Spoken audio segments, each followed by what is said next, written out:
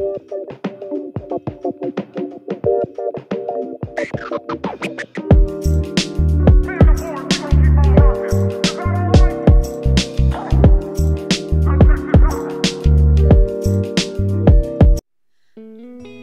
ba kailangan kong saluhin lahat ng problema ng pamilya?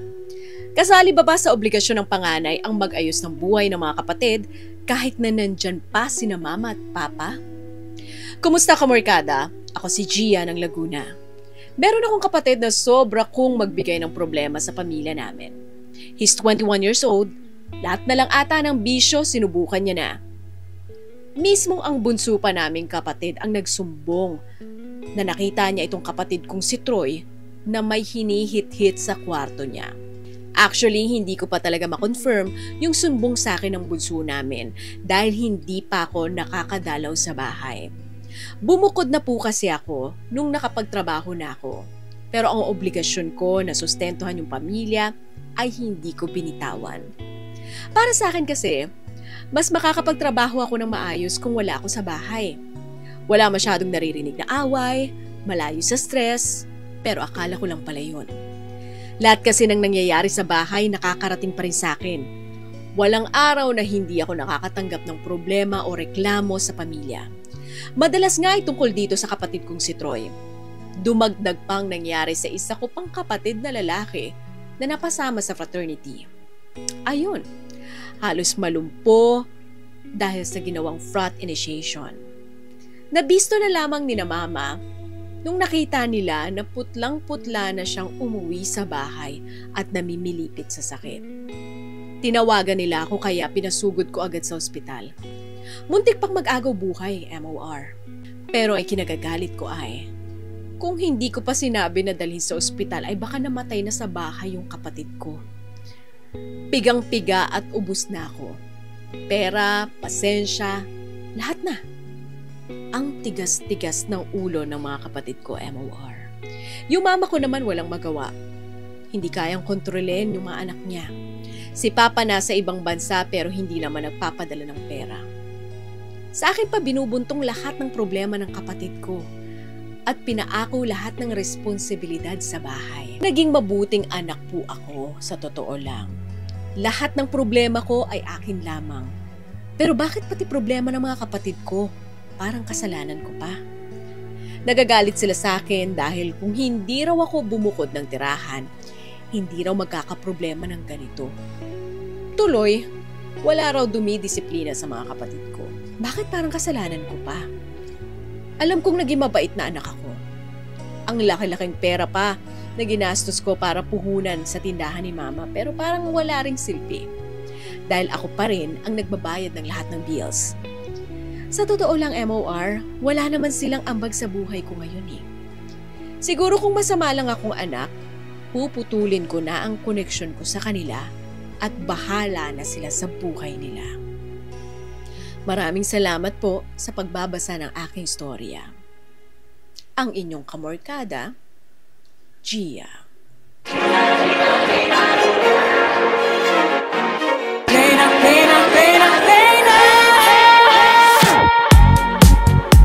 Dati-dati ay nakikinig pa sa husga ng tao. Natutunan kong rumampa na di apektado. Akala ko walang kabuluhan mga ginagawa ko.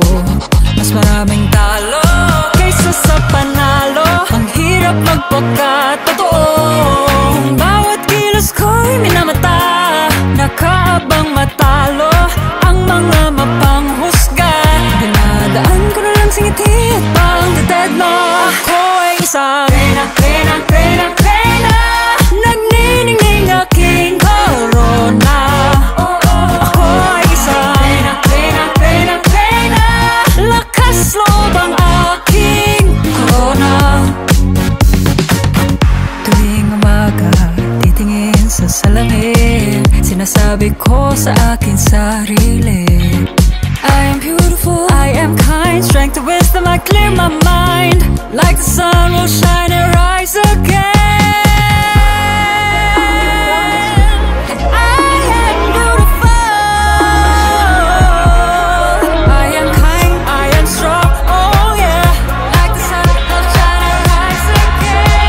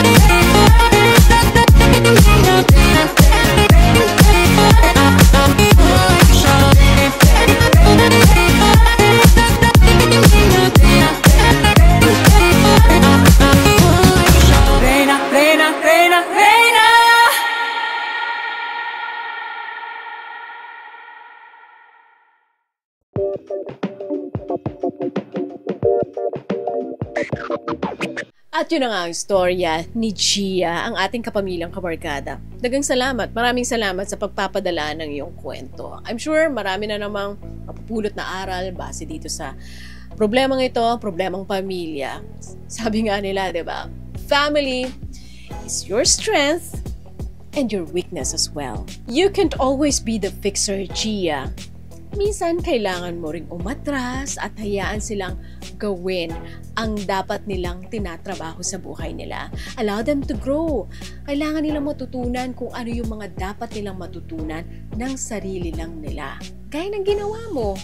Masarap, sobrang sarap. Yun naman talagang goal na matulungan at suportahan yung pamilya. Masarap yun kung kusa mong ginagawa.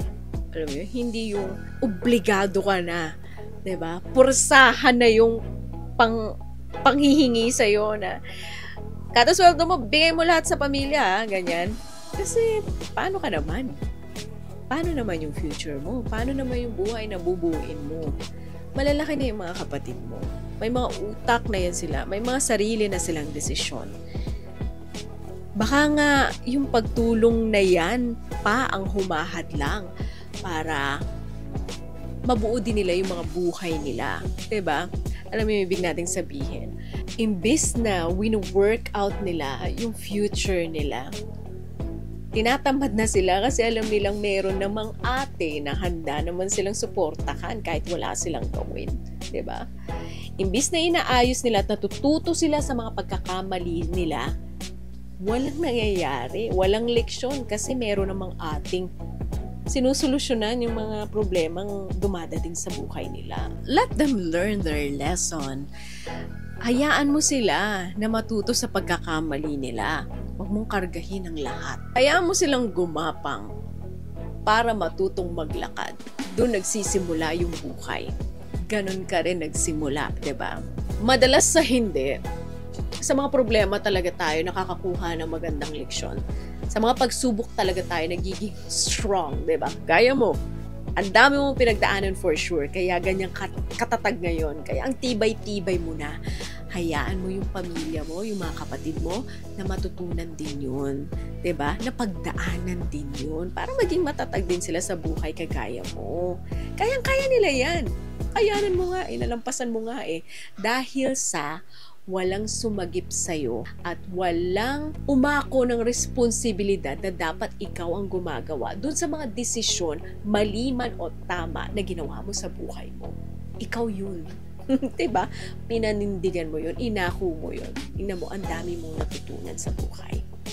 Yun lamang, Gia, at maraming salamat muli sa pagkwento ng iyong storya, kapamilyang kabarkada. Ikaw, kung meron ka ring natatanging kwento na gusto ibahagi sa atin, message lamang po, more stories, dito sa MOR Entertainment because we have more stories para sa'yo.